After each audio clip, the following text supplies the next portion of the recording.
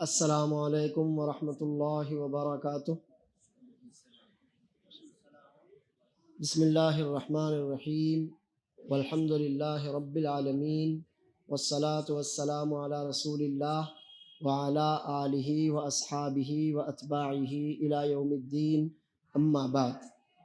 محترم حاضرین، ہم نے پچھلے ہفتے جو درس شروع کیا، امید ہے آپ کو یاد ہوگا کہ ہم نے اس کا ٹاپک آپ کو بتایا تھا توحید کی فضیلت، اور یہ بیان کہ توحید کے ذریعے اللہ عز و جل گناہوں کو معاف کرتا ہے۔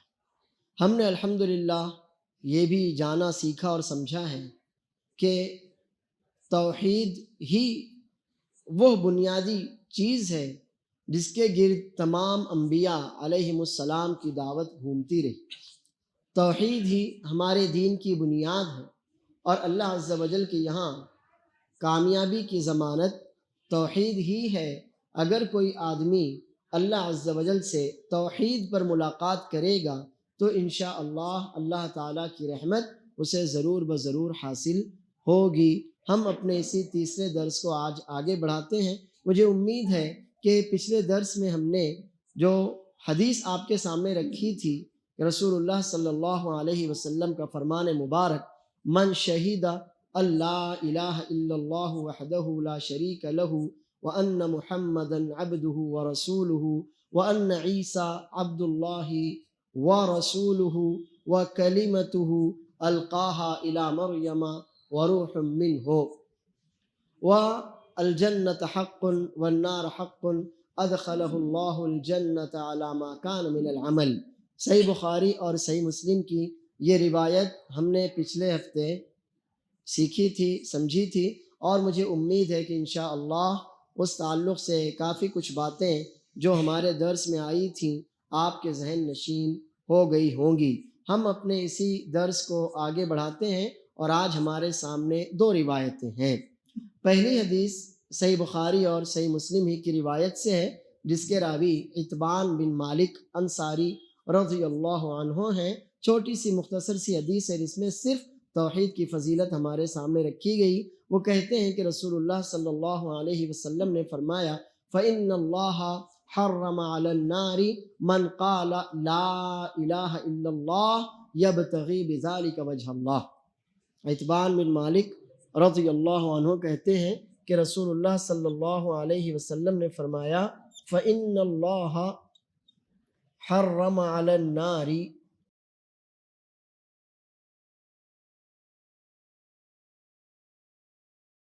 من قال لا الہ الا اللہ یبتغی بذالک وجہ اللہ۔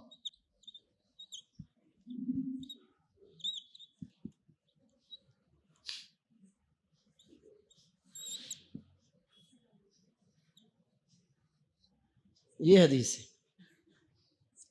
بے شک اللہ عز و جل نے جہنم پر حرام کر دیا من قال، اسے جس نے بھی کہا، کیا؟ لا الہ الا اللہ،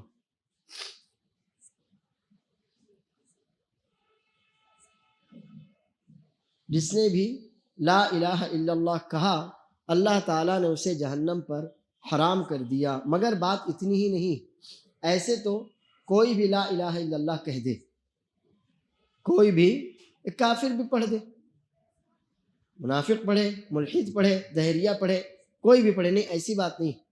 آگے ہے یبتغی بذالک وجہ اللہ، غرض کیا ہے، مقصود کیا ہے، کیوں پڑھ رہا ہے؟ لوجہ اللہ پڑھ رہا ہے۔ کیوں پڑھ رہا ہے؟ لوجہ اللہ۔ اب آپ کہیں گے وجہ اللہ کیا ہے، تو اس تعلق سے میں آپ کے سامنے بات واضح کر دیتا ہوں۔ وجہ بمعنی چہرہ، فیس، وجہ یعنی چہرہ، فیس۔ اب وجہ اللہ یعنی اللہ کا چہرہ۔ اللہ عز و جل فرماتا ہے، کل من علیہا فان ویبقى وَيَبْقَى وَجْهُ رَبِّكَ، سب فنا ہونے والے ہیں جتنی مخلوقات ہیں، باقی صرف کون رہے گا؟ وجہ ربک، آپ کے رب کا وجہ، چہرہ، اللہ عز و جل۔ اللہ عز و جل فرماتا ہے کل من علیہا فان ویبقى وجہ ربک ذو الجلال والاکرام۔ اسی طرح مزید فرماتا ہے کل شیء ہالک الا، زور سے بولو اگر یاد ہے کسی، کل شیء ہالک الا وجہہ، کل شیء ہالک، ہالک ہلاکت سے، ہر چیز ہالک ہے، ہلاک ہونے والی ہے، الا وجہہ، اللہ عز و جل کے چہرے کے، اللہ عز و جل کی ذات کے۔ اب رہا یہ مسئلہ کہ وجہ بمعنی چہرہ اور وجہ اللہ بمعنی اللہ کا چہرہ، تو اس سلسلے میں ہم کیا کہتے ہیں؟ ہم وہی کہتے ہیں جو اللہ نے کہا، اللہ عز و جل نے کہا وجہ اللہ، تو ہم کہتے ہیں وجہ اللہ۔ اللہ کے رسول صلی اللہ علیہ وسلم نے فرمایا یبتغی بذالک وجہ اللہ، تو ہم کہتے ہیں وجہ اللہ، اللہ کا چہرہ۔ اب رہی یہ بات کہ اللہ عز و جل کا اگر چہرہ ہے تو کیسا ہے، ہمیں نہیں معلوم۔ صاف صاف جواب کیا ہے؟ اللہ عز و جل کا چہرہ ہے تو کیسا ہے ہمیں نہیں معلوم۔ ہم اس سلسلے میں یہی کہیں گے کہ وجہ ہمیں معلوم ہے، اس کا معنی تو ہم کو معلوم ہے نا، وجہ کا معنی ہم کو معلوم ہے، لیکن جب بات آئی اللہ عز و جل کی تو اس سلسلے میں ہمیں کوئی علم نہیں۔ صحابہ نے نبی کریم صلی اللہ علیہ وسلم سے سوال کیا کیا؟ صحابہ نے نبی کریم صلی اللہ علیہ وسلم سے سوال کیا کیا؟ نہیں کیا۔ اگر وہ پوچھی جانے والی اور بتائی جانے والی بات ہوتی تو صحابہ کرام پوچھتے، یا اگر نہ پوچھتے تو رسول اللہ صلی اللہ علیہ وسلم خود سے بتاتے، کچھ نہ کچھ تو ہوتا۔ لیکن نہ نبی کریم صلی اللہ علیہ وسلم نے بتایا، نہ صحابہ کرام رضی اللہ عنہم اجمعین نے پوچھا۔ اس سے معلوم ہوا کہ یہ جو اللہ عز و جل کی صفات ہیں وہ پوچھی جانے والی اور بتائی جانے والی چیزیں نہیں ہیں۔ اگر پوچھی جانے والی ہوتی صحابہ کرام پوچھتے، اگر بتائی جانے والی ہوتی تو نبی کریم صلی اللہ علیہ وسلم بتاتے یا اللہ عز و جل خود بتاتا۔ اب ہم پر یہ فرض ہوتا ہے کہ صحابہ کرام چپ رہے تو ہم بھی چپ رہیں، ایمان ویسا ہی جیسا صحابہ کرام کا تھا، تسلیم ویسی ہی جیسے صحابہ کرام رضی اللہ عنہم اجمعین کی یہاں تھی۔ اسی لیے ہمارے علماء کرام یہ کہتے ہیں کہ یہ جو وجہ ہے، جو بھی اللہ تعالیٰ کی صفات ہیں، ہمیں ان کے معنی تو معلوم، لیکن کیفیت کیسے وہ ہمیں نہیں معلوم، وہ ہمیں نہیں معلوم۔ ہم پر بس ایمان رکھنا واجب ہے۔ کیا فرض ہے ہمارے اوپر؟ آپ ایمان رکھیے بس، باقی اس کے بارے میں سوالات کرنا، پوچھتے پھرنا، بال کی کھال نکالنا، یہ سب کیا ہے؟ خرافات ہیں، بدعات ہیں، کیونکہ صحابہ کرام رضی اللہ عنہم اجمعین نے نبی صلی اللہ علیہ وسلم سے اس طرح کا کوئی سوال نہیں کیا، لہٰذا ہم بھی سوال نہیں کریں گے۔ بس ہم یہ کہیں گے کہ اللہ کا وجہ ہے، کیوں ہے؟ اللہ نے خود کہا ہے، اللہ نے خود کہا نا وجہ ہے، لہٰذا ہے۔ اب آپ کوئی ہم میں سے کوئی آ کر کہے نہیں اللہ کا چہرہ نہیں، بھائی اللہ خود کہہ رہا ہے نا، تو آپ کو کیا تکلیف ہے؟ اب یا تو آپ یہ کہیں کہ نہیں میں اللہ کو اللہ سے زیادہ جانتا ہوں، یہی ایک شکل رہ جاتی ہے، یہی ایک شکل رہ جاتی ہے، اللہ تو خود کہہ رہا ہے وجہ اللہ۔ اب آپ آ کر کے نہیں اللہ کا وجہ نہیں ہو سکتا، تو اس کا مطلب یہ ہوا کہ یا تو قرآن کریم میں کچھ غلط ہو گیا، نعوذ باللہ، اور یا تو یہ کہ آپ کو اللہ تعالیٰ کے بارے میں خود اللہ تعالیٰ سے زیادہ علم ہے، اور دونوں ہی باتیں کفر ہیں، سڑا ہوا کفر ہے۔ لہٰذا سیدھا ہماری توحید کا تقاضا ہے وہ یہی ہے کہ اللہ نے جو کہا اس کے بارے میں وجہ اللہ یعنی اللہ کا چہرہ، تو اللہ کا چہرہ ہے، کیسا ہے؟ بس جیسے اللہ عز و جل کے لیے مناسب ہو، اللہ عز و جل کی ذات کے شایع نشان ہو، ویسے اللہ عز و جل کا چہرہ ہے، ہمیں اس کی کیفیت نہیں معلوم۔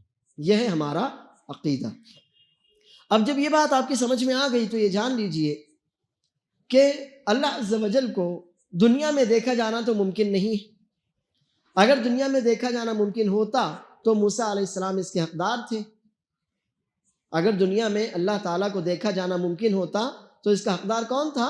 موسیٰ علیہ السلام تھے، کیونکہ انہوں نے اللہ سے کہا تھا ربی ارینی انظر الیک، اللہ تجلی دکھا، میں تجھے دیکھنا چاہتا ہوں، تیرا دیدار کرنا چاہتا ہوں۔ اللہ عز و جل نے کہا تھا یہ ممکن نہیں، یہ ممکن نہیں، لن ترانی، تم مجھے نہیں دیکھ سکتے، ہرگز نہیں دیکھ سکتے، ہاں تم ذرا پہاڑ کو دیکھو، آگے کا واقعہ آپ کو معلوم ہوگا۔ لیکن رہا مسئلہ قیامت کا، تو انشاءاللہ ہم یہ ایمان رکھتے ہیں کہ مومنین قیامت کے دن اپنے رب کو دیکھیں۔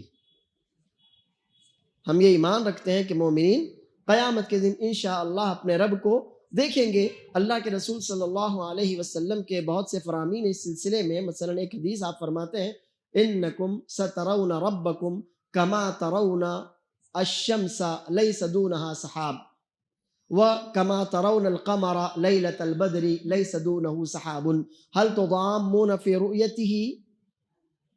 آپ اپنے رب کو انشاءاللہ، مومنین اپنے رب کو ایسے ہی دیکھیں گے جیسے دوپہر کے وقت سورج کو دیکھتے ہیں جبکہ آسمان پر بادل بھی نہ ہو۔ انشاءاللہ مومنین اپنے رب کو ایسے ہی دیکھیں گے جیسے 14ویں کا چاند دیکھتے ہیں جبکہ آسمان پر بادل نہ ہو۔ تو کیا چاند کو ہمیں ڈھونڈنا پڑتا ہے کدھر ہے کدھر ہے؟ نہیں، واضح ہوتا ہے۔ سورج کو ہم کو ڈھونڈنا نہیں پڑتا، واضح ہوتا ہے۔ تو اسی طرح انشاءاللہ مومنین قیامت کے دن اپنے رب کو دیکھیں گے۔ اللہ عز و جل ہمیں بھی ان خوش نصیبوں میں شامل فرما لے، اللہ عز و جل ہمیں بھی ان سعادت مند افراد میں، مومنین میں شامل فرما لے جنہیں سب سے بڑی نعمت، اس سے بڑی کوئی نعمت نہیں، جنہیں سب سے بڑی نعمت اللہ عز و جل کا دیدار ہونے والا ہے۔ اور اللہ کے رسول صلی اللہ علیہ وسلم فرماتے ہیں هل تضامون فی رؤیتہ، کیا سورج کو دیکھنے میں کوئی تکلیف ہوتی ہے؟ آپ کو ڈھونڈنا پڑتا ہے، ایک دوسرے کو ہٹانا پڑتا ہے کہ بھیڑ ہے چلو ہٹو؟ نہیں، ایسا کچھ نہیں ہوتا۔ چاند کو دیکھنے میں آپ کو کوئی تکلیف ہوتی ہے کہ ہٹانا پڑتا ہے کہ لوگوں کو ذرا ہٹ مجھے چاند دیکھنے دے؟ جی نہیں، ایسا کچھ نہیں ہوتا۔ تو انشاءاللہ مومنین بھی اپنے رب کو قیامت کے دن دیکھیں گے۔ تو یہ میں وجہ کے تعلق سے آپ سے کہنا چاہتا ہوں کہ کیا دیکھیں گے؟ چہرہ دیکھیں گے۔ وجہ، ہم انسان کا جو آپس میں ایک دوسرے کو دیکھتے ہیں تو کیا دیکھتے ہیں؟ اصل یہی۔ دوسری بات یہ ہے کہ آپ اس کا ترجمہ یبتغی بذالک وجہ اللہ، اللہ عز و جل کی رضا سے کر سکتے ہیں، لیکن اصل وجہ بمعنی وجہ ہی، اصل وجہ بمعنی وجہ یعنی چہرہ ہی ہے۔ ہاں آپ ترجمہ اس کا کر سکتے ہیں کہ بہرحال اللہ کے کا چہرہ، اللہ کا دیدار وہی کر سکیں گے جن سے اللہ راضی ہوگا، اللہ عز و جل کا دیدار وہی کر سکیں گے جن سے اللہ تعالی راضی ہوگا۔ تو اب حدیث یہ کہتی ہے کہ اللہ عز و جل نے جہنم پر ہر اس آدمی کو حرام کر دیا جس نے بھی لا الہ الا اللہ کہا۔ لیکن بات یہاں پوری نہیں ہوئی، آگے اہم پوائنٹ باقی ہے، اور وہ ہے کہ اس نے کیوں کہا؟ اللہ عز و جل کی رضا کی خاطر کہا، اللہ عز و جل کو خوش کرنے کے لیے کہا، اللہ عز و جل پر ایمان رکھتے ہوئے کہا، بمعنی اس نے توحید کا تقاضا پورا کیا، بمعنی کہ اس نے توحید کا تقاضا پورا کیا۔ یہ نہیں کہ زبان سے کہتا ہو لا الہ الا اللہ لیکن اللہ کے علاوہ سے مرادیں بھی مانگتا ہو، اللہ کے علاوہ کے لیے نظر و نیاز بھی کرتا ہو، اللہ عز و جل کے علاوہ کے لیے قربانیاں اور چڑھاوے بھی چڑھاتا ہو، تو پھر ایسے لا الہ الا اللہ کا کوئی مفہوم، کوئی معنی اور کوئی حقیقت اللہ عز و جل کے یہاں نہیں ہے۔ اب اس کے بعد شیخ الاسلام محمد بن عبد الوہاب رحمہ اللہ نے 2 اور حدیثیں ذکر کی ہیں، جن میں سے ایک حدیث میں آج کے درس میں آپ کے سامنے رکھوں گا۔ وہ حدیث بہت ہی عظیم روایت ہے، سنن ترمذی کی روایت ہے۔ انس بن مالک رضی اللہ عنہ کہتے ہیں سمعت رسول اللہ صلی اللہ علیہ وسلم یقول قال اللہ تبارک و تعالی یا ابن آدم انک ما دعوتنی ورجوتنی غفرت لك على ما كان فيك ولا أبالي يا ابن آدم لو بلغت ذنوبك عنان السماء ثم استغفرتني غفرت لك ولا أبالي يا ابن آدم لو أتيتني بقراب الأرض خطايا ثم لقيتني لا تشرك بي شيئا لأتيتك بقرابها مغفرة۔ سنن ترمذی کی یہ حسن درجے کی، یعنی آپ اسے صحیح بھی کہہ سکتے ہیں، روایت ہے جس میں اللہ کے رسول صلی اللہ علیہ وسلم فرماتے ہیں قال اللہ تبارک و تعالی۔ کوئی بھی وہ حدیث جس میں نبی کریم صلی اللہ علیہ وسلم کہیں اللہ عز و جل نے فرمایا، تو اس حدیث کو محدثین حدیث قدسی کہتے ہیں۔ کیا کہتے ہیں اس کو؟ حدیث قدسی۔ حدیث قدسی کوئی بھی وہ حدیث جس میں نبی کریم صلی اللہ علیہ وسلم یہ کہیں کہ اللہ تعالیٰ نے فرمایا. تو یہ حدیث جو انشاءاللہ بھی ہمارے سامنے آنے والی ہے، یہ حدیث کون سی ہے؟ حدیث قدسی.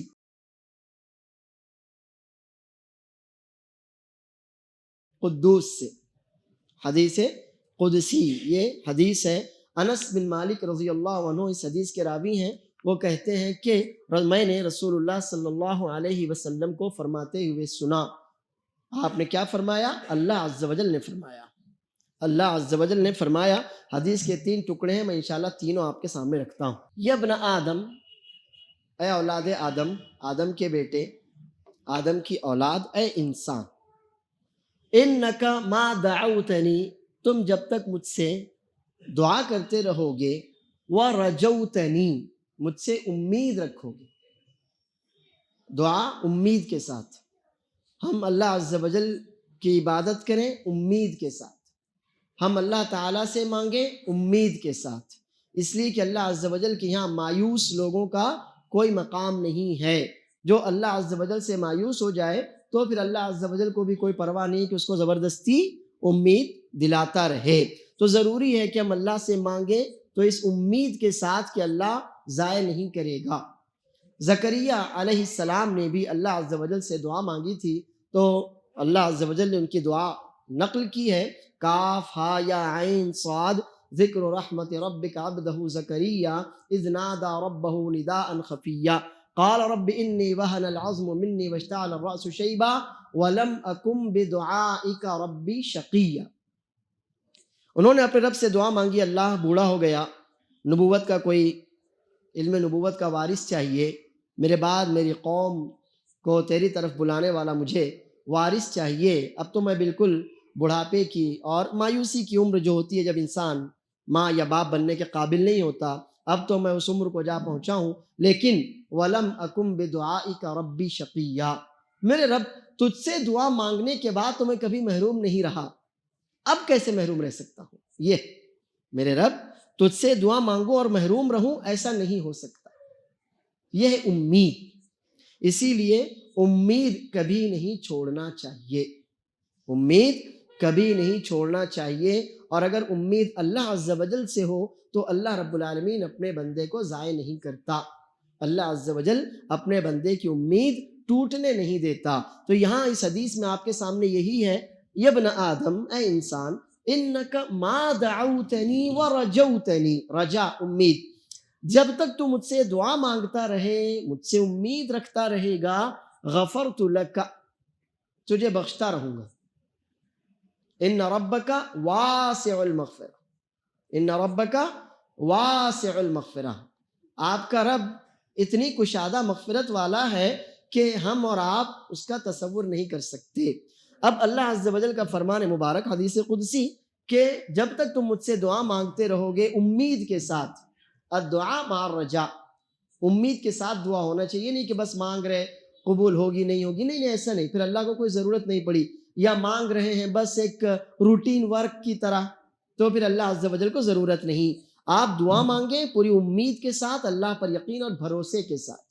غفرت لک، میں تمہیں بخشتا رہوں گا، علی ما کان فیک، تمہارے سارے گناہوں کے باوجود. ہم نے اس کے پہلے پچھلے ہفتے پڑھا تھا ادخلہ اللہ الجنت علی ما کان من العمل، اس کے کیسے ہی اعمال کیوں نہ رہے ہوں، ان سب کے باوجود اس نے شرک نہیں کیا اور کافی 5 باتیں تھیں، تو اللہ عز و جل اسے بخش دے گا. یہاں بھی وہی ہے کہ جب تک ہم اللہ عز و جل سے دعا مانگتے رہیں گے امید کے ساتھ، یقین کے ساتھ، اعتماد کے ساتھ، اللہ پر بھروسے اور ایمان کے ساتھ، تو اللہ عز و جل ہمیں بخشتا رہے گا گناہوں کے باوجود. اس میں اللہ عز و جل یہ بتانا چاہتا ہے کہ آپ نے آج دعا مانگی امید کے ساتھ، اللہ نے بخش دیا، تو یہ مت سمجھنا کہ اگر کل گناہ کروں گا تو نہیں بخشوں گا. نہیں، اللہ عز و جل ہم کو ہماری آخری سانس تک بخشنے پر قادر ہے، جب کہ ہم اس سے معافی مانگ لیں. کبھی بھی مرنے سے پہلے، مرنے کے آثار نظر آنے سے پہلے انسان معافی مانگتا رہے، اللہ عز و جل اس کو بخشتا رہتا ہے. مگر اس کا یہ مطلب بھی نہیں ہے کہ ہم گویا چیلنج پر اتر آئیں، جان بوجھ کر گناہ پر گناہ کرتے رہیں، ایسا نہیں ہونا چاہیے، وہ مومن کی شان نہیں ہوتی، وہ مومن کی شان نہیں ہوتی۔ مومن تو وہ ہوتا ہے جو گناہ سے دور رہتا ہے، لیکن کبھی شیطان کے بہکاوے میں یا نفس خواہش نفس کی وجہ سے گناہ ہو جاتا، یہ ہے مومن۔ لیکن یہ کہ آدمی گناہ پر گناہ کرتا چلا جائے، اپنے آپ کو شیطان کے حوالے کیے رکھے جان بوجھ کر، اور پھر کہ اللہ بخشنے والا ہے، تو یہ مذاق ہوتا ہے، یہ کھلواڑ ہوتا ہے، اور اللہ عز و جل کے ساتھ یا اس کے احکام، فرامین اور وعدوں کے ساتھ کھلواڑ یا مذاق جائز نہیں ہے۔ اے انسان، جب تک تم مجھ سے دعا مانگتے رہو گے امید کے ساتھ، تب تک تمہیں تمہارے تمام گناہوں، کوتاہیوں، قصوروں کے باوجود میں تمہیں بخشتا رہوں گا، ولا ابالی، اور مجھے کوئی پرواہ نہیں ہوگی۔ مطلب یہ نہیں کہ کوئی مجھ سے پوچھنے کے لیے آئے گا، مجھے کسی کو جواب دینا ہے، مجھے کسی کے سامنے وضاحت کرنی ہے، مجھے کسی کو چہرہ دکھانا، نہیں نہیں نہیں نہیں، فعال لما یرید، فعال لما یرید، اللہ عز و جل جو چاہتا ہے کرتا ہے، اس کو کوئی روکنے والا نہیں، اس کو کسی سے مشورہ لینے کی ضرورت نہیں۔ اللہ عز و جل جبریل کو بلا کر نہیں بولتا جبریل دیکھو تو یہ بندہ مجھ سے مغفرت مانگ رہا ہے، معاف کروں کہ نہ کروں، نہیں نہیں، اللہ عز و جل کسی کا محتاج نہیں ہے۔ لا یسأل عما یفعل، لا یسأل عما یفعل، اللہ عز و جل جو چاہے کرے، اس کو کوئی پوچھنے والا، اس کا کوئی حساب لینے والا کوئی نہیں، اور اللہ عز و جل کسی کو جواب دہ بھی نہیں ہے۔ تو یہ عقیدہ ہے ولا ابالی میں، کہ مجھے کسی کی کوئی پرواہ نہیں، مطلب میں کسی کو جواب دہ نہیں ہوں، مجھے کسی سے مشورہ لینے کی ضرورت نہیں ہے، اور جو میں فیصلہ کرتا ہوں پھر مجھے اس پر کوئی افسوس نہیں ہوتا۔ جیسے اللہ نے فرمایا سمود کی ہلاکت کا جب اللہ عز و جل نے ذکر کیا تو فرمایا فَدَمْدَمَ عَلَيْهِمْ رَبُّهُمْ بِذَنبِهِمْ فَسَوَّاهَا، اللہ عز و جل کو ان کے گناہوں کی وجہ سے طیش آ گیا تو اللہ نے ان کو برابر کر دیا، یعنی ہلاک کر دیا۔ وَلَا يَخَافُ عُقْبَاهَا، اللہ تھوڑی کسی سے ڈرتا ہے، تو اللہ عز و جل کسی کو جواب دہ نہیں ہے۔ ولا ابالی میں ان ساری باتوں کی طرف اشارہ ہے، سمجھ میں آیا؟ لا ابالی ہم لوگ اردو میں یہ کلمہ استعمال کرتے ہیں، اگر آپ لوگ اردو بولتے ہوں گے، پڑھتے ہوں گے، لکھتے ہوں گے، تو اردو میں یہ کلمہ استعمال ہوتا ہے لا ابالی پن، یعنی وہ بندہ ایسا ہے جس کو کسی کی کوئی پرواہ نہیں ہے۔ تو یہ کلمہ ہم اردو میں بھی استعمال کرتے ہیں، لیکن جب اللہ عز و جل کے کلام میں حدیث قدسی میں یہ بات آئی تو میں نے چاہا کہ واضح کر دوں کہ اللہ عز و جل جب فرما رہا ہے مجھے کوئی پرواہ نہیں، تو اس کا مفہوم کیا ہوتا ہے۔ مطلب اللہ عز و جل یہ کہنا چاہتا ہے کہ جب میں نے معاف کر دیا تو کر دیا، ختم، مجھے سوچنے کی، کسی سے مشورہ لینے کی، اور کسی کو جواب دینے کی، اور کسی سے ڈرنے کی کوئی ضرورت نہیں ہے۔ اللہ عز و جل کا فیصلہ اول اور آخر ہوتا ہے، اللہ عز و جل کا فیصلہ اول اور آخر ہوتا ہے، نہ اس سے پہلے کسی کا فیصلہ، نہ اللہ عز و جل کے بعد کسی کا کوئی فیصلہ۔ اب یہ سب سے پہلی بات، گرچہ وہ ہمارے اس ڈائریکٹ ٹاپک سے ریلیٹیڈ نہیں ہے، اور شیخ الاسلام رحمہ اللہ نے یہ پوری حدیث بھی ذکر نہیں کی، لیکن میں نے چاہا کہ اس حدیث کے 3 ٹکڑے ہیں، تینوں ٹکڑے آپ کے سامنے مزید علم کی خاطر خود اپنے اور آپ کے ذکر کر دیے جائیں، لہٰذا یہ تینوں ٹکڑے میں آپ کے سامنے پوری حدیث کی شکل میں رکھ رہا ہوں۔ اب یہ سب سے پہلی بات دعا اور امید،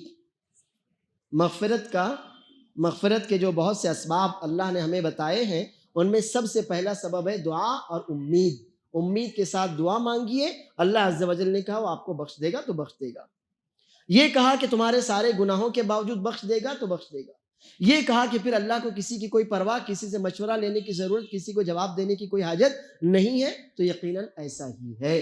دعا امید کے ساتھ، یہ مغفرت کے ذرائع میں سے ایک بڑا ذریعہ ہے۔ دوسرا ٹکڑا، یا ابن آدم،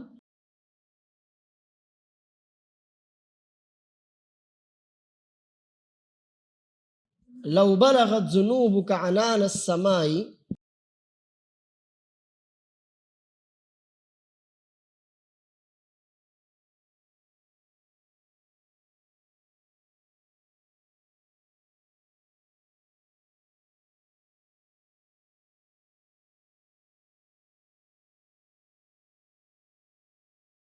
ثم استغفرتني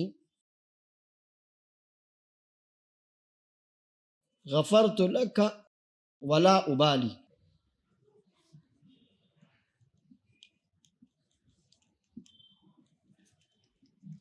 یا ابن آدم لو بلغت ذنوبك عنان السماء، اگر تمہارے گناہ آسمان کی بلندیوں تک پہنچ جائیں، ممکن نہیں ہے، یہ ممکن نہیں، اللہ عز و جل اس کے باوجود کیا فرما رہا ہے؟ اگر تمہارے گناہ آسمان کی اونچائیوں تک، عنان اونچائیاں بلندیاں، بعض شارحین کہتے ہیں عنان کا معنی ہے بادل، آسمان اور زمین کے درمیان جو لٹکے ہوئے ہیں بادل، تو اگر بادل بھی مان لیں تو بھی یہ ممکن نہیں کہ کسی انسان کے گناہ اتنے ہوں کہ کہاں تک پہنچ جائیں؟ بادل تک۔ آسمان کی اونچائیاں تو اللہ کے علاوہ کوئی نہیں جانتا، کیونکہ جتنی بھی کائنات ہم کو نظر آتی ہے وہ آسمان سے بہت نیچے بہت نیچے۔ اے انسان، اگر تمہارے گناہ آسمان کی بلندیوں کو بھی پہنچ جائیں، اتنے زیادہ ہو جائیں، ڈھیر پر ڈھیر لگ جائیں، اتنے گناہ ہو گئے، لیکن اس کے بعد ایک چھوٹا سا کام تم نے کر لیا، رب اغفر لی کہہ دیا، ختم۔ گناہ کہاں تک پہنچے؟ آسمانوں کی بلندیوں تک پہنچ گئے۔ آپ نے کہا کیا؟ رب اغفر لی۔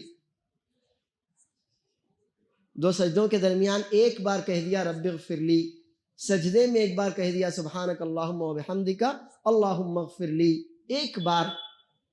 تو کیا فرمایا اللہ عز و جل نے؟ غفرت لک ولا ابالی۔ سجدے میں آپ نے دعا پڑھ لی سبحانک اللہم ربنا و بحمدک اللہم اغفر لی، سجدوں کے درمیان آپ نے کہہ دیا رب اغفر لی یا اللہم اغفر لی ورحمنی واجبرنی وارفعنی واہدنی وعافنی ورزقنی، یا تشہد میں آپ نے پڑھ لیا اللہم انی ظلمت نفسی ظلما کثیرا، جو بھی، یا چلتے پھرتے آپ نے سوچا کہ گناہ ہو گئے، اللہ مجھے معاف کر دے، بس اللہ کو اس کے علاوہ کچھ نہیں چاہیے۔ اے انسان، اگر تمہارے گناہ آسمان کی بلندیوں تک پہنچ جائیں، حالانکہ یہ ناممکن ہے، اس کے باوجود اللہ عز و جل کی کشادگی دیکھیے، رحمت کی، مغفرت کی، اور اللہ عز و جل کے وعدے کی انتہا دیکھیے کہ اگر اتنے بھی تمہارے گناہ ہو جائیں، بس تم ایک چھوٹا سا کام کر لو، ایک بار تو کہہ دو سچے دل سے میرے رب مجھے معاف کر دے، میرے رب مجھے بخش دے، میرے رب شرمندہ ہوں، غلطی ہو گئی، تو معاف کرنے والا، ایک بار تو کہہ دو۔ کہا آپ نے غفرت لک ولا ابالی، تو اب اللہ عز و جل کو اس پر سوچنے کی، شورا سے میٹنگ کرنے کی، چار لوگوں سے مشورہ لینے کی کوئی ضرورت نہیں ہے۔ اللہ عز و جل نہ کسی کو جواب دہ ہے اور نہ اس کو کوئی فیصلہ عدل سے ہٹ کر ہوتا ہے، بلکہ مخلوق میں اس کا ہر فیصلہ فضل والا ہوتا ہے۔ مجھے امید ہے آپ کو عدل اور فضل کا یہ فرق اچھی طرح یاد ہوگا، ہم نے بالکل شروع میں آپ کے سامنے یہ باتیں رکھی تھیں۔ تو میرے بندے، بس ایک بار تو مجھ سے کہہ دے اللہ مجھے معاف کر دے، مجھ پر رحم کر، بخشش چاہتا ہوں، مغفرت چاہتا ہوں، رب اغفر لی، اللہم اغفر لی، اللہم تب علی، جو بھی آپ نے کہہ دیا، غفرت لک ولا ابالی، اللہ عز و جل کو پھر اس پر کسی سے مشورہ کرنے کی اور کسی کو جواب دینے کی کوئی ضرورت نہیں، اللہ عز و جل آپ کو بخش چکا۔ تیسرا ٹکڑا جو ڈائریکٹ ہمارے درس سے جڑا ہوا ہے وہ ہے، اس میں مغفرت کا دوسرا ذریعہ بتایا گیا استغفار۔ جو ٹکڑا آپ کے سامنے تھا اس میں مغفرت کا دوسرا ذریعہ بتایا گیا، اور وہ کیا ہے؟ استغفار، دعا، امید اور استغفار۔ اب تیسرے ٹکڑے پر غور کیجیے جو ہمارے درس سے متعلق ہے براہ راست، اور وہ ہے یا ابن آدم،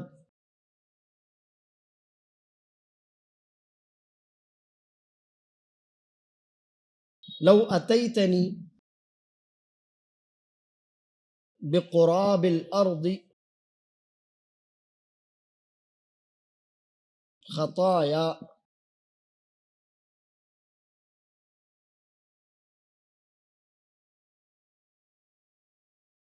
ثم لقیتنی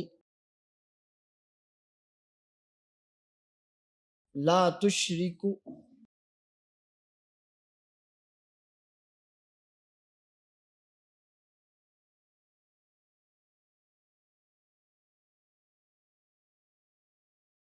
لا تشرک بی شیئا لاتیتک۔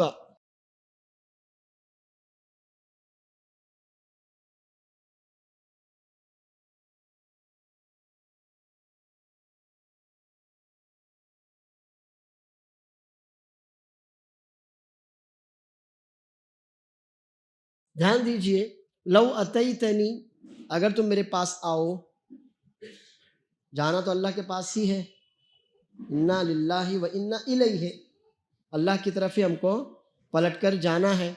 لو اتیتنی بقراب الارض خطایا، اگر تم، قراب کا مطلب ہوتا ہے بھر دینا، قراب کا مطلب ہوتا ہے بھرنا، لو اتیتنی اگر تم میرے پاس آؤ گے، بقراب الارض خطایا زمین بھر کر گناہ لے کر، کتنے گناہ لے جائیں اللہ کے پاس؟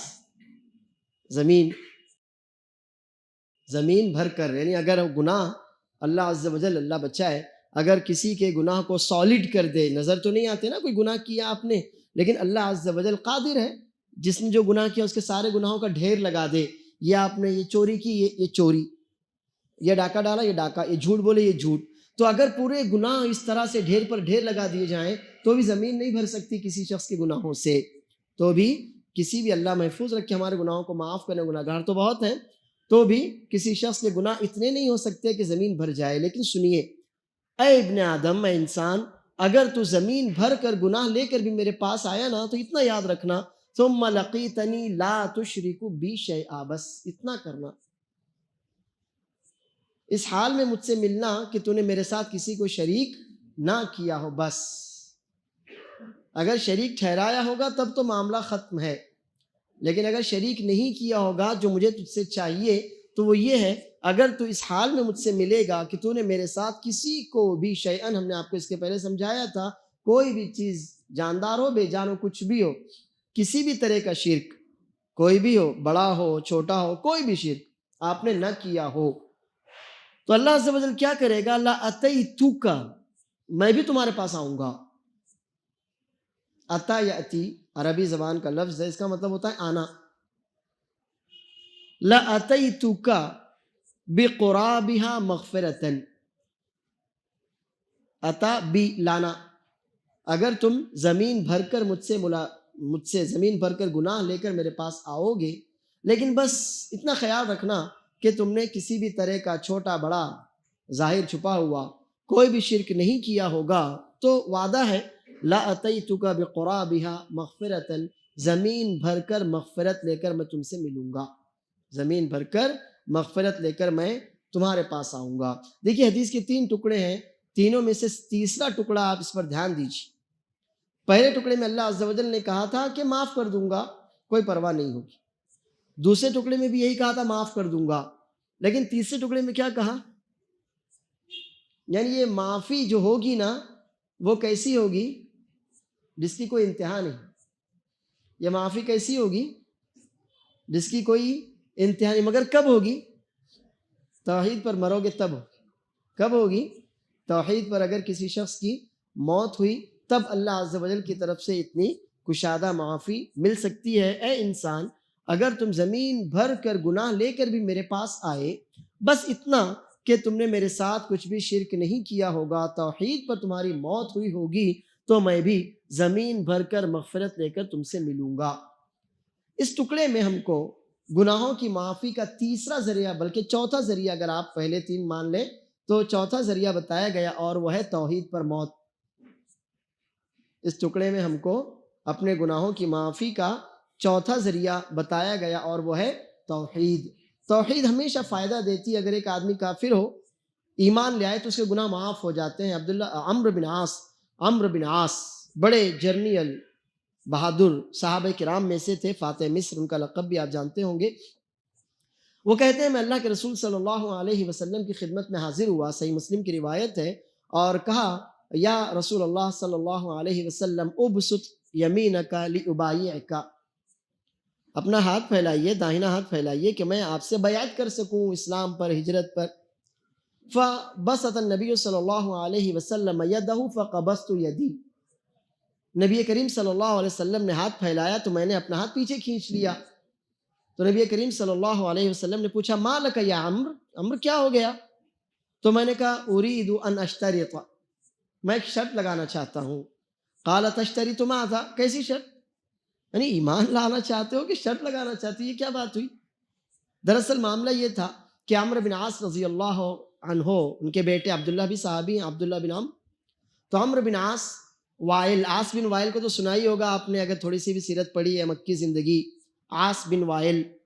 تو عمرو بن عاص رضی اللہ عنہ کا حال یہ تھا کہ حبشہ جو مسلمان ہجرت کر کے پہنچے تھے، تو ان کے خلاف بادشاہ کو بہکانے کے لیے یہی گئے تھے۔ عمرو بن عاص رضی اللہ عنہ وہ صحابی ہیں کہ اسلام لائے تو اللہ نے ان سے بہت خدمت لی، ان سے بھی، ان کے بیٹے سے بھی۔ ان کے بیٹے بڑے محدثین صحابہ کرام میں سے ہیں، عبداللہ بن عمرو، بہت روایتیں ان کی ماشاءاللہ۔ عمرو بن عاص رضی اللہ عنہ وہ صحابی ہیں کہ جنہوں نے مسلمانوں کو کئی جگہوں پر تکلیف پہنچائی تھی۔ صحابہ کرام ہجرت کر کے جب ایتھوپیا حبشہ پہنچے تھے تو حبشہ کے بادشاہ کو مسلمانوں کے خلاف بہکانے کے لیے جو لوگ گئے تھے ان کے سردار کمانڈر یہی عمرو بن عاص تھے۔ تو گناہ بہت ہو گئے تھے، تو کہا ارید و نشترطا، اللہ کے رسول صلی اللہ علیہ وسلم اسلام تو لا رہا ہوں مگر ایک شرط بھی لگانا چاہتا ہوں، مجھے کچھ چاہیے۔ نبی کریم صلی اللہ علیہ وسلم نے پوچھا تشتری تو ماذا، کیسی شرط؟ تو کہا ان یغفر لی، بس بہت ستایا، بہت تکلیف دی، بہت گناہ ہو گئے، یغفر لی، کیا ہو جائے، بس مجھے بخش دیا جائے، اس کے علاوہ اور مجھے کچھ نہیں چاہیے۔ تو رسول اللہ صلی اللہ علیہ وسلم نے فرمایا اما علمت یا عمرو ان الاسلام یہدم ما کان قبلہ وان الحج یہدم ما کان قبلہ۔ عمرو، کیا تمہیں معلوم نہیں کہ آدمی جب اسلام لاتا ہے تو اس کا اسلام لانا اس کے پہلے کے سارے گناہوں کو معاف کروا دیتا ہے۔ تو یہ توحید کی فضیلت ہے کہ اللہ عز و جل جب بھی بندہ، جب زندگی کے جس مرحلے پر اسے احساس ہو جائے کہ اس سے کوئی شرک ہوا ہوگا، ہم اور آپ بہت سی دفعہ نادانی میں، جہالت میں کر بھی بیٹھتے ہیں اور احساس نہیں ہوتا، لیکن جب بھی آپ کو احساس ہو جائے کہ اللہ مجھ سے گناہ ہوا، شرک ہوا، جو بھی ہوا، آپ معافی مانگ لیں۔ اما علمت یا عمرو ان الاسلام یہدم ما کان قبلہ، کیا آپ کو یہ نہیں معلوم کہ آدمی جب اسلام لاتا ہے تو حالت اسلام سے پہلے جو بھی گناہ اس نے کیے ہوئے ہوتے ہیں تو اللہ عز و جل اس کے اسلام کی برکت سے اس کے سارے گناہوں کو معاف کر دیتا ہے۔ تو یہ توحید کی فضیلت ہے کہ اللہ عز و جل فرما رہا ہے اگر صرف شرک نہ کیا ہوگا، توحید پر آ کر مجھ سے ملو گے تو میں زمین بھر کر مغفرت لے کر تم سے ملوں گا۔ کتنی مغفرت لے کر ملے گا اللہ عز و جل؟ زمین بھر کر مغفرت لے کر اللہ عز و جل ہم سے ملے گا۔ تو یہی ہمارا درس ہے کہ توحید کی فضیلت ایسی ہے کہ آدمی کچھ بھی کر لے، جو بھی اس سے گناہ ہو جائیں، بس اتنا ہے کہ اگر وہ توحید پر مرے گا تو انشاءاللہ اللہ عز و جل ضرور بضرور اپنی رحمت، اپنی مغفرت سے اس بندے کو مالا مال کر دے گا۔ اگر جہنم میں جانا کسی وجہ سے اس کے حق میں مقدر بھی ہوا تو بھی بہرحال اللہ عز و جل اس کو جہنم سے نکال کر انشاءاللہ اپنی رحمت سے، خصوصی فضل سے جنت میں داخل کرے گا۔ تو یہ حدیث یاد رکھیے۔ اللہ عز و جل مجھے اور آپ کو توحید پر قائم و دائم رکھے، ہماری موت، ہماری وفات بھی توحید پر ہو، ہماری زندگیاں توحید اور ایمان کے ساتھ گزریں۔ آمین۔ وآخر دعوانا الحمد للہ رب العالمین۔ اگر آپ میں سے کسی کا کوئی سوال ہو تو پوچھ سکتے ہیں۔ سوال کیا ہے کہ حدیث قدسی اور قرآن دونوں میں کیا فرق ہے؟ قرآن الفاظ اور معانی دونوں اللہ عز و جل کی جانب سے ہیں۔ قرآن کریم الفاظ اور معانی یہ دونوں کے دونوں اللہ عز و جل کی طرف سے، جو بھی کلمات قرآن کریم میں ہم پڑھتے ہیں، الف با تا سا، جو بھی الحمدللہ، جو کچھ بھی ہے قرآن کریم میں، وہ سب کا سب اللہ عز و جل کی طرف سے، اللہ عز و جل کے الفاظ ہیں، اللہ تعالیٰ کے کلمات ہیں، تو لفظ اور معنی دونوں اللہ کی طرف سے ہیں۔ دوسری بات یہ ہے کہ قرآن کریم بذات خود جس کی تلاوت عبادت، قرآن کریم کی تلاوت عبادت۔ تیسری بات یہ ہے کہ قرآن کریم نماز میں حالت قیام میں پڑھنا فرض۔ تیسری بات یہ کہ قرآن کریم حالت نماز میں، قیام کی حالت میں پڑھنا ضروری ہے۔ جانتے ہیں آپ کہ سورہ فاتحہ کے بغیر نماز نہیں ہوتی، تو وہ کم سے کم قرآن کا حصہ ہے جس کو ہر رکعت میں پڑھنا ضروری ہوتا ہے۔ تو قرآن کریم کی یہ کچھ الگ کوالٹیز ہیں، خصوصیات ہیں۔ سب سے نمبر 1، قرآن کریم لفظ اور معنی دونوں اللہ کی طرف سے ہے۔ نمبر 2، قرآن کریم کی تلاوت عبادت ہے۔ نمبر 3، قرآن کریم کا کچھ نہ کچھ حصہ، کم از کم سورہ فاتحہ، ہر نماز کی ہر رکعت میں پڑھنا ضروری ہوتا ہے۔ جبکہ حدیث قدسی یہ معانی تو اللہ عز و جل کی طرف سے ہوتے ہیں، معانی اللہ عز و جل کی طرف سے، لیکن الفاظ نبی صلی اللہ علیہ وسلم کے ہوتے ہیں۔ دوسری بات یہ ہے کہ حدیث قدسی کی تلاوت نہیں کی جاتی، حدیث قدسی کی تلاوت نہیں کی جاتی، لہٰذا اس کی تلاوت عبادت بھی نہیں ہے۔ حدیث پڑھنے کا ثواب ہے لیکن جو تلاوت ہے وہ تلاوت والا ثواب اس کا نہیں ہے۔ یعنی اگر کوئی آدمی حدیث قدسی پڑھ رہا ہو تو وہ یہ نہیں کہہ سکتا کہ میں قرآن پڑھ رہا ہوں۔ اور تیسری بات یہ ہے کہ نماز میں حالت قیام میں آپ قرآن کریم کی تلاوت کرتے ہیں، حدیث قدسی کی تلاوت نہیں کرتے۔ یہ 3 فرق ابھی یاد رکھیے، واللہ عالم۔ بہت اچھا سوال ہے کہ ہم حدیث میں، کئی احادیث میں ہم نے سنا ہے، پڑھا ہے کہ ذنوب اور خطایا تو دونوں میں کیا فرق ہے؟ ہم عام طور پر دونوں کا ترجمہ گناہ کر دیتے ہیں، لیکن تھوڑا سا فرق محدثین نے یا شارحین نے، علماء کرام نے دونوں کے درمیان تھوڑا سا فرق بتایا ہے۔ مثلا ایک حدیث ہے، کل بنی آدم خطاء، ہر انسان خطا کار ہے، وخیر الخطائین التوابون، لیکن ان خطا کار لوگوں میں سے اچھے وہ لوگ ہیں جو اللہ سے توبہ کر لیتے ہیں، معافی مانگ لیتے ہیں۔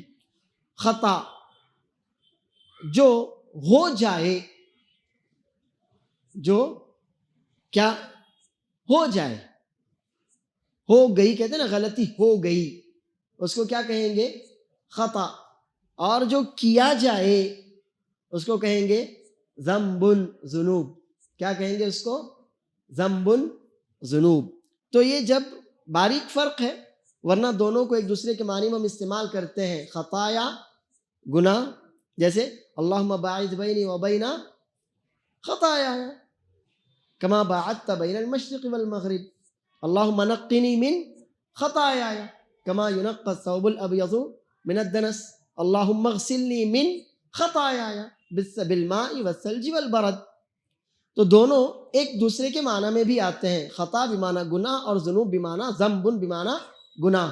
لیکن اگر آپ باریک فرق چاہتے ہیں تو پھر بہت سے علماء نے اس کا باریک فرق یہ بتایا ہے کہ خطا جو ہم سے ہو جاتی ہے، اور یہی اللہ عز و جل نے فرمایا ربنا لا تؤاخذنا ان نسینا او اخطأنا، اے ہمارے رب اگر ہم بھول جائیں، مثلا میں کسی کام میں تھا، اذان ہوئی، نماز ہو گئی، مجھے بھول گیا تھا میں کہ نماز کا ٹائم ہو گیا، تو بھول گئے نا آپ، تو بھول گئے، اور یا غلطی ہو گئی، خطا غلطی ہو گئی، تو اے ہمارے رب تو ہمیں معاف کر دے، ہماری پکڑ نہ کرنا، گرفت نہ کرنا۔ تو خطا اور ذنب میں تھوڑا سا باریک فرق اگر آپ چاہتے ہیں تو وہ یہ ہے کہ خطا جو ہم سے ہو جاتی ہے، غلطی ہو گئی، اور ذنب جو غلطی ہم نے کی، یہ دونوں کے درمیان باریک فرق کیا جاتا ہے، واللہ عالم۔ سوال ہے کہ حجامہ یعنی خون نکلوانا، حجامہ عربی زبان کا لفظ ہے، اور اس آدمی کو جو یہ کرتا ہے اس کو حجام کہا جاتا ہے، مگر ہم حجام نائی کو بولتے ہیں۔ تو حجامہ کروانا سنت سے ثابت ہے کہ جی ہاں، امام احمد بن حنبل رحمہ اللہ کو حدیث پہنچی کہ احتجم النبی صلی اللہ علیہ وسلم وأعطى الحجام دینارا، فاحتجم وأعطى الحجام دینارا۔ امام احمد بن حنبل رحمہ اللہ چاہتے تھے کہ کوئی بھی حدیث جو ان تک پہنچے تو وہ خود کہتے ہیں کہ میں کوشش کرتا ہوں کہ زندگی میں کم از کم ایک بار تو بھی اس پر عمل ضرور کروں۔ انہیں یہ حدیث معلوم ہوئی کہ رسول اللہ صلی اللہ علیہ وسلم نے حجامہ کروایا۔ حجامہ سمجھتے ہیں نا آپ لوگ، سینگی لگوانا بولتے ہیں اس کو۔ تو نبی صلی اللہ علیہ وسلم نے حجامہ کروایا تو حجام کو 1 دینار دیا۔ 1 دینار بہت زیادہ ہوتا تھا، 4 گرام سے زائد سونا۔ 1 دینار 4 گرام سے زائد سونا، 1 گرام اگر آپ ابھی سوچ لو تو 5000 روپے کا تو ہے کم سے کم، زیادہ ہو سکتا ہے، تو 4 گرام بھی اگر ہو تو 20,000، بلکہ اس سے زائد ہوتا تھا، 4.25 گرام کے آس پاس کا، تو 20,000 روپیے، اب تو 50 روپے میں کب لگ جاتے۔ تو نبی صلی اللہ علیہ وسلم نے حجامہ کروایا تو حجام کو 1 دینار دیا۔ تو امام احمد رحمہ اللہ کہتے ہیں کہ میں نے بھی حجامہ کروایا اور حجام کو 1 دینار دیا، حالانکہ اجرت بہت زیادہ تھی، لیکن بس اس وجہ سے کہ نبی صلی اللہ علیہ وسلم نے 1 دینار دیا تھا۔ اور اس کے علاوہ کئی روایات میں ہے کہ نبی صلی اللہ علیہ وسلم نے حجامہ کروایا، صحیح احادیث سے ثابت ہے۔ تو یہ اگر آپ علاج پوچھیں تو علاج کا یہ بہترین طریقہ ہے۔ اللہ کے رسول صلی اللہ علیہ وسلم فرماتے ہیں الشفاء فی 3، فی العسل وفی الحجامۃ والکی وانا انہا امتی عن الکی۔ اللہ عز و جل نے 3 چیزوں میں شفا رکھی ہے۔ ایک ہے شہد، قرآن میں بھی ہے فیہ شفاء للناس، اس میں اللہ عز و جل نے شفا رکھی ہے۔ دوسرے حجامہ، اور تیسرا ہے وہی آگ سے داغ کر علاج کرنا، لیکن میں اپنی امت کو اس کام سے منع کرتا ہوں۔ اس پر ماشاءاللہ کافی تفصیلی بحث ہو چکی۔ تو ہجامہ کروانا علاج کا ایک بہترین طریقہ ہے جس میں اللہ عز و جل نے شفا رکھی ہے، واللہ اعلم۔ اب سوال یہ ہے کہ ہجامہ کروانا یہ ایک طبی ضرورت ہے یا اس پر ثواب بھی ملے گا؟ تو طبی ضرورت تو سمجھ میں آتی ہے کیونکہ وہ طب کا مسئلہ ہے۔ اب میرے سر میں درد نہیں زبردستی تو میں وکس یا ایڈکس نہیں یا جو بھی بام نہیں لگاؤں گا نا، کوئی مسئلہ ہے۔ چشمہ کیوں لگاتا ہوں میں؟ آنکھیں کمزور ہیں اس لیے لگاتا ہوں، اتنا نہیں کہ آنکھیں اچھی اور پھر زائد دیکھوں، ایسا تو نہیں ہوتا کسی کا۔ تو ایک میں اس کو طریقہ علاج کی حیثیت سے جانتا ہوں، واللہ عالم، میرا علم بہت کم ہے، اللہ مجھے علم بھی دے، ہدایت بھی دے۔ تو ہجامہ کو جو میں نے جانا اور سمجھا ہے وہ یہ ہے کہ ہجامہ یہ ایک میڈیکلی جو نیڈ ہوتی ہے، ضرورت ہوتی ہے، طبی علاج ہے، ذریعہ علاج ہے، علاج کا ایک طریقہ ہے۔ تو آپ اس کو طب نبوی کہہ سکتے ہیں کہ نبی صلی اللہ علیہ وسلم نے ہمیں یہ بتایا کہ ہم ہجامہ کروائیں، اس میں اللہ نے شفا رکھی ہے۔ لیکن اگر کوئی یہ کہتا ہے کہ ہجامہ کروانا سنت ہے تو مجھے اس بارے میں کوئی دلیل نہیں معلوم کہ ہجامہ کو سنت کہا جائے۔ تو میں واللہ عالم میں اسے سنت تو نہیں کہہ سکتا، لیکن یہ کہہ سکتا ہوں کہ سنت سے ثابت ایک عمل یہ ہوتا ہے کہ جو بذات خود سنت ہوتا ہے، جو عمل بذات خود سنت ہوتا ہے، مسنون ہوتا ہے کہ آپ کو ضرورت نہیں تو بھی آپ کریں گے تو آپ کو ثواب ملے گا۔ تو میں یہ نہیں جانتا کہ ہجامہ آپ بغیر ضرورت کریں تو بھی آپ کو ثواب ملے گا، مجھے اس بارے میں علم نہیں ہے۔ میں یہ جانتا ہوں کہ ہجامہ ایک طریقہ علاج ہے، رسول اللہ صلی اللہ علیہ وسلم نے کیا بھی ہے اور صحابہ کرام کو اس کے کرنے کا آپ نے مشورہ یا حکم بھی دیا، لہٰذا یہ طریقہ علاج تو ہے، نبی صلی اللہ علیہ وسلم سے بالکل صحیح احادیث سے ثابت ہے۔ لیکن کیا ہجامہ مسنون ہے؟ جیسے کہ ہم کہیں کی ہیڈنگ دیکھتے ہیں ہجامہ دوا سنت بھی اور علاج بھی ہے نا، تو کیا ہجامہ کو سنت کہا جائے گا؟ تو اس بارے میں مجھے علم نہیں ہے، واللہ اعلم۔ سوال ہے کہ اللہ عز و جل نے سورہ رحمان 27 پارے کی سورت میں فرمایا رب المشرقین و رب المغربین، تو میرے بھائی اللہ عز و جل نے ایک جگہ تو رب المشارق بھی فرمایا، رب المشارق والمغارب، حافظ صاحب والمغارب ہے نا، تو اب کیا مشرق ایک مغرب ایک، اللہ عز و جل نے کہا دو مشرق دو مغرب، تو پھر اس بارے میں کیا کہیں گے؟ مشارق یہ تو پلورل ہو گیا، بہت سے مشرق، اور مغارب یہ بھی پلورل جمع ہو گیا، بہت سے مغرب۔ تو اس سلسلے میں دیکھیے مشرقین اور مغربین سمتیں کل 4 ہوتی ہیں، تو دو مشرق بمعنی 2 سمت ہو گئی، آپ مشرق کے ساتھ مان لیتے ہیں شمال کو جوڑ لیجئے، اور 2 مغرب، مغرب کے ساتھ آپ جنوب کو جوڑ لیجئے، تو دونوں ملا کر مشرق شمال جنوب مغرب، یہ 4 سمتیں ہو گئی۔ اور جہاں اللہ عز و جل نے کہا مشارق اور مغارب، واللہ عالم، تو آپ دیکھیں گے کہ سورج روزانہ ایک ہی جگہ سے نہیں نکلتا تو مشرق سے ہی ہے، ڈوبتا مغرب میں ہی ہے، لیکن اس کا اینگل چینج ہوتا رہتا ہے۔ سردی کے موسم میں، گرمی، 12 مہینے ہیں، 12 مہینے میں 300 سورج کے اعتبار سے 365 بلکہ 366 دن بھی ہو جاتے ہیں، تو سورج کے نکلنے کی جگہ چینج ہوتی رہتی ہیں، تو ان جگہوں کے چینج ہونے کے اعتبار سے مشارق، اور اسی طرح سے جب نکلتا الگ جگہ سے تو ڈوبتا بھی الگ جگہ ہے، تو اسی اعتبار سے ڈوبنے کی الگ الگ جگہوں کے اعتبار سے مغارب، واللہ اعلم۔ قرآن کریم کی تلاوت کرتے ہوئے ہم جو آیتیں پڑھتے ہیں جن میں دعا، مثلا آدم علیہ السلام کی دعا ہم پڑھتے ہیں ربنا ظلمنا انفسنا وَإِن لَّمْ تَغْفِرْ لَنَا وَتَرْحَمْنَا لَنَكُونَنَّ مِنَ الْخَاسِرِينَ دعا ہے۔ اسی طرح سے اللہ نے ایک دعا سکھائی ربنا هب لنا من ازواجنا وذرياتنا قرة اعين واجعلنا للمتقين اماما، یا اللہ عز و جل نے اور بہت سی دعائیں سکھائی ہیں، مثلا ربنا آتنا فی الدنیا حسنة وفی الآخرة حسنة وقنا عذاب النار۔ تو اب سوال یہ ہے کہ کیا جب ہم یہ آیت پڑھیں گے تو دعا آمین آمین بولیں گے؟ جی نہیں، جی نہیں، آپ جب وہ دعا کی حیثیت سے پڑھیں گے تو آپ آمین بولیں، لیکن آپ وہاں تلاوت کر رہے ہیں نا، تو تلاوت کے دوران آپ آمین نہیں بولیں گے۔ ہاں، جہاں پر اللہ عز و جل کی بڑائی بزرگی بیان کی گئی ہو تو آپ وہاں رک جائیے، وہاں اللہ کی بڑائی بزرگی بیان کیجئے۔ مثلا اللہ فرماتا ہے فسبح بحمد ربک، اپنے رب کی حمد اور تسبیح بیان کیجئے، آپ آیت پوری کیجئے، رک جائیے، وہاں پر اللہ عز و جل کی حمد و ثنا کیجئے۔ جہاں پر اللہ عز و جل نے کہا مثلا ادعونی استجب لکم، مجھ سے دعا مانگو قبول کروں گا، آپ آیت پوری کیجئے، دعا مانگیے، تو آپ یہ کر سکتے ہیں۔ لیکن یہ ہے کہ کوئی دعائیہ آیت پڑھنے کے بعد آمین بولیں تو ایسا نہیں کر سکتے، واللہ اعلم۔ دعائے قنوت ہم جو پڑھتے ہیں وطر میں، دعائے قنوت وطر میں پڑھی جاتی ہے، وطر کی آخری رکعت میں، تو کیا اس میں بھی آمین بولنا ہے یا نہیں؟ پہلی بات تو یہ ہے کہ دعائے قنوت یہ قرآن نہیں ہے، وہ دعا ہے، دعائے قنوت یہ قرآن نہیں ہے، وہ دعا ہے. اللہم اہدنی فیمن ہدیت مثلا، یہ دعا ہے. دوسری بات یہ کہ آپ دعا کی حیثیت سے پڑھ رہے ہیں نا. آپ دعا کیا پڑھ رہے ہیں؟ تلاوت تو نہیں کر رہے ہیں، آپ دعا کی حیثیت سے پڑھ رہے ہیں، تو بے شک آپ آمین کہیں گے. لیکن یہ بھی یاد رکھیے، بعض لوگ ایسا سمجھتے ہیں کہ دعائے قنوت وطر کے لیے ضروری ہے. جی نہیں، دعائے قنوت پڑھنا مستحب ہے، مسنون ہے. وطر کی آخری رکعت میں رکوع سے پہلے، اور اگر کوئی بھول جائے تو رکوع کے بعد دعائے قنوت پڑھنا مسنون ہے، مستحب ہے. اگر کوئی جان بوجھ کر چھوڑ دے تو بھی اس کی وطر پر انشاءاللہ کوئی فرق نہیں پڑے گا، اور کوئی بھول گیا تو بھول گیا.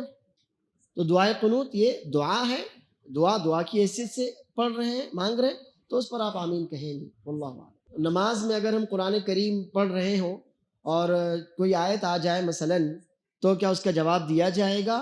اگر نماز وہ فرض نماز ہے تو بالکل نہیں دیا جائے گا. اگر وہ نماز کون سی ہے؟ فرض، تو پھر آپ اس میں کسی طرح کا کوئی جواب نہیں دیں گے.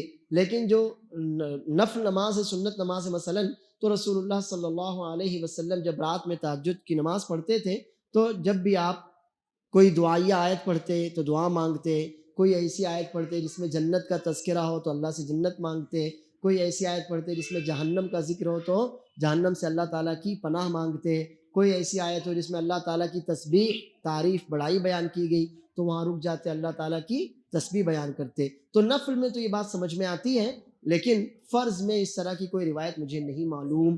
واللہ اعلم. دیکھیے تراویح باجماعت ہوتی ہے، اور میں نہیں جانتا کہ نبی صلی اللہ علیہ وسلم نے آیتیں پڑھی ہوں. قرآن کریم پڑھا تھا نا آپ نے، تو صحابہ کرام نے پیچھے سے دعا مانگی، مجھے نہیں معلوم. تنہا آدمی نماز پڑھ رہا ہے تو بے شک یہ کام کیا جا سکتا ہے. ورنہ ابھی ماشاءاللہ دونوں حافظ اللہ برکت دے بیٹھے ہوئے ہیں، اب وہ انہوں نے کوئی قرآن کریم کی تلاوت شروع کی، پیچھے سے آپ نے کچھ کہنا شروع کیا تو وہ ویسے ہی بھول جائیں گے. اس لیے ایسا تراویح کی نماز میں مت کیجیے. آپ تنہا تہجد پڑھ رہے ہیں تو آپ تنہا کیجیے. واللہ اعلم. اجازت چاہوں گا، اللہ نے چاہا تو اگلے ہفتے انشاءاللہ ملاقات ہوگی. وآخر دعوانا الحمد للہ رب العالمین، والسلام علیکم ورحمۃ اللہ وبرکاتہ.